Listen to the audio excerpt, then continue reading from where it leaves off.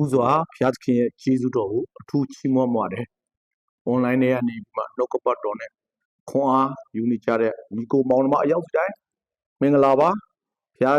ရဲ့ဝိညာဉ်တော်သည်တာ၍နှုတ်ကပတ်တော်ဖွင့်ပြခြင်းရှိပါစေ။ဒီနေ့ကျွန်တော်အနေနဲ့အားပေးခြင်းတဲ့အရာကတော့စုဝေးခြင်းဟာဘုရားစကားကိုပြောဖို့ဆိုတဲ့ခေါင်းစဉ်နဲ့အားပေးခြင်းပါတယ်။ကျွန်တော်အနေနဲ့အခြေပြုကျမ်းပတ်လေးတစ်ချက်ဖတ်ချင်ပါတယ်။မာကုအခန်းကြီး30အငယ်1ခါဝေးပိုင်းမှာပေါ့နော်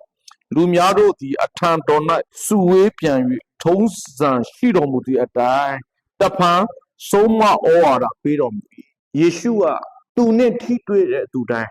သူနဲ့မိတ္တာဖွဲ့တဲ့သူတိုင်းတပည့်တော်ပဲဖြစ်ဖြစ်ယုံကြည်သူပဲဖြစ်ဖြစ်မယုံကြည်သူပဲဖြစ်ဖြစ်သူနဲ့တွေ့ဆုံတဲ့သူတိုင်းမှာဘာလို့လဲဆိုတော့ဖခင်ရဲ့နှုတ်ကပတ်တော်ကိုအားပေးတယ်တိဆောက်တယ်နှုတ်ကပတ်တော်နဲ့သူတို့တွင်တွင်တာတွေ့ရပါတယ်ဒီနေ့ချစ်တော်မိတ်ဆွေဒီဟာလေးကိုကြည်ခြင်းအပြင်ကျွန်တော်တို့အသက်တာမှာလည်းကျွန်တော်တို့မိတ္တာရှိတယ်အိမ်တော်ဝိရှိတယ်ကျွန်တော်တို့အပြင်မှာလည်းတွေ့ဆုံကြတဲ့အချိန်မှာကျွန်တော်တို့အသက်တာအတွက်နော်အခြားအရာတွေကျွန်တော်ပြောတယ်ကောင်းပါတယ်အခြားအရာတွေကျွန်တော်တို့ပြောပြီးမှစုဝေးကြတာလည်းကောင်းပါတယ်အဲ့ဒီထက်ပို၍ကောင်းဖို့ဆိုတဲ့အရာကကျွန်တော်တို့အသက်တာနော်အိမ်တော်ဝင်ပဲဖြစ်ဖြစ်နော်အပြင်မှာပဲတွေ့ဆုံတဲ့မိတ္တာပဲဖြစ်ဖြစ်ကျောင်းမှာပဲဖခင်เจ้าမှာပဲဖြစ်ဖြစ်စုဝေးခြင်းဟာဖခင်ရဲ့နှုတ်ကပတ်တော်နဲ့ကျွန်တော်တို့အသက်တာအတွက်အချိန်ကုန်မှုအရေးကြီးပါတယ်။ဘယ်ရာအားဖြင့်အချိန်ကုန်မလဲ။ဒီနေ့နှုတ်ကပတ်တော်ခံယူခြင်းနဲ့လားနှုတ်ကပတ်တော်ဝေငှခြင်းနဲ့လားဒါကြောင့်နှုတ်ကပတ်တော်ဟာကြားနာတဲ့သူရောဝေငှတဲ့သူရော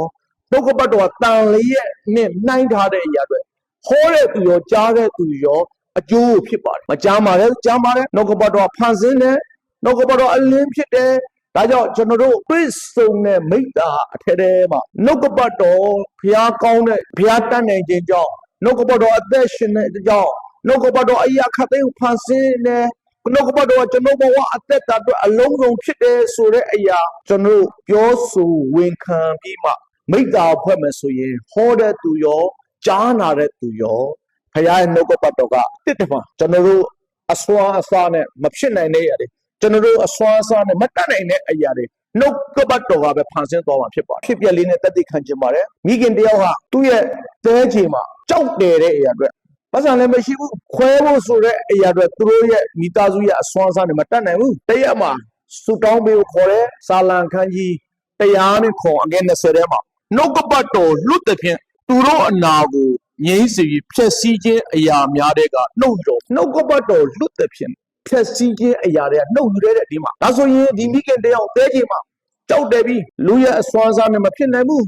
ခွဲစိတ်ဖို့လည်းငွေရေးကြေးနဲ့မတတ်နိုင်ဘူးသူ့ရဲ့အသက်တာအတွက်တွေ့ဆုံဝင်ပေးတဲ့အချိန်မှာ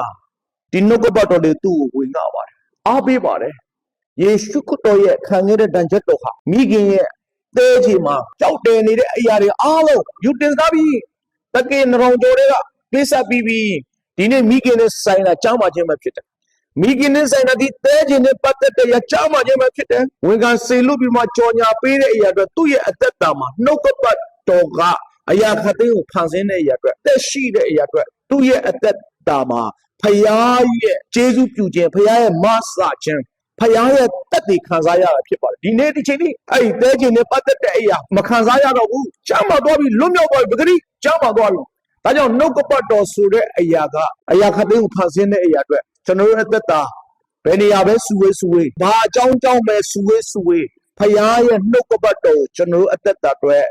ဝန်ခံပြောဆိုတွာလာအသက်ရှင်မယ်ဆိုရင်ဒီနေ့ချစ်တော်မိတ်ဆွေအနာကကျမ်းမာရေးလားစီးပွားရေးလားအိမ်တော်မှာလားသာသမီတွေပညာရေးမှာလားနေ့စဉ်နေတဲ့သုံးဆွဲဖို့ငွေကြေးမှာလားနှုတ်ကပတ်တော်ကအရာအားလုံးဖန်ဆင်းသွားမှာဖြစ်ပါတယ်အရာအားလုံးဖြစ်တည်သွားမှာဖြစ်ပါတယ်ဒါကြောင့်ဘယ်လိုအကြောင်းမျိုးနဲ့စုဝေးကျွန်တော်တို့အသက်တာအတွက်ဖခင်ရဲ့နှုတ်ကပတ်တော်ကိုကျွန်တော်ပြောကြရအောင်ဖခင်ရဲ့နှုတ်ကပတ်တော်ကိုပြောလာပြီဆိုရင်တန်ရှင်းသောဝိညာဉ်တော်ဒီနှုတ်ကပတ်တော်မှာအလုံးလုံးမဲ့အရာအတွက်နှုတ်ကပတ်တော်မှာအတည်ပြုမဲ့အရာအတွက်ကြားနာတဲ့သူရော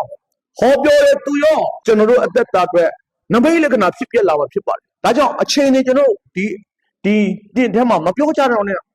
ငါကြောင့်မကောင်းငါအကျွေးတွေပဲတင်းနေတယ်ငါရဲ့ခင်မိုးကတော့ဟောပြောင်းလဲမှာမဟုတ်ဘူးငါသားသမီးရဲ့တော့ပြောင်းအဲ့ဒါမှပြောချင်တယ် ဘာဖြစ်လဲနှုတ်ကပတ်တော်ပဲယုံကြည်တဲ့အတိုင်းပြောရအောင်နှုတ်ကပတ်တော်အရာရာအလုံးဖွင့်စင်တယ်အရာရာအလုံးအသစ်ဖြစ်နေကျွန်တော်ယုံကြည်တဲ့အတိုင်းကျွန်တော်အသက်တာအတွက်ကျွန်တော်အိမ်တော်မှာကျွန်တော်ပြဿနာမှာနှုတ်ကပတ်တော်ကိုပြောရအောင်ဒါကြောင့်ယေရှုခရစ်တော်ရဲ့ကားတိုင်းနဲ့အသေးခံခြင်းအသွေးသွင်းခြင်းထမြောက်ခြင်းဒီငါရဲ့ခင်မွန်းရဲ့လွှမ်းမိုးထားတဲ့ငွေရစေဝါလားလောင်ကစားမလားငါရဲ့တာသမီပေါ်မလားဘယ်ဟာလွှမ်းမိုးထားလဲလွှမ်းမိုးထားတဲ့အရာပေါ့နှုတ်ကပတ်တော်ကိုပြောပါအချိန်နေမပြောပါနဲ့ယောဂဝေဒနာအချိန်နေမပြောနဲ့ယေရှုရဲ့တန်ချက်တော်ဟာငါရဲ့ယောဂဝေဒနာငါရဲ့နှလုံးမလားကြောက်ကမလားအသေးမလားအဆုပ်မလားဘယ်နေရာလဲခံစားရလဲယေရှုခရစ်တော်ရဲ့ခံခဲ့တဲ့တန်ချက်တော်ယေရှုခရစ်တော်ရဲ့တစ်တိုင်နဲ့ဆွဲခြင်းကကျွန်တော်တို့အသက်တာအတွက်မျိုးရိုးနဲ့ပတ်သက်တဲ့တော့ကျင်ချင်းအမလားယောဂဝေဒနာရောကျွန်တော်ခံစားရယောဂဝေဒနာတွေရောကြောက်ခင်းပါပြီကျွန်တော်တို့အခြေအနေမပြောဘဲနဲ့ကျွန်တော်တို့ပြဿနာတိုင်းကိုနှုတ်ကပတ်တော်ပြောပြီးမှစေလွတ်မယ်ဆိုရင်အောင်ဩဝေယတန်ရှင်တော်ဝိညာဉ်တော်ဒီအမှုအသစ်တွေနဲ့နမိတ်လက္ခဏာအသစ်တွေနဲ့ပို့ဆောင်မယ်ဆိုတဲ့အရာနဲ့ခွန်အားပေးပါတယ်အရောက်စီတိုင်းဖရားတာယူကောင်းကြီးပေးပါသေး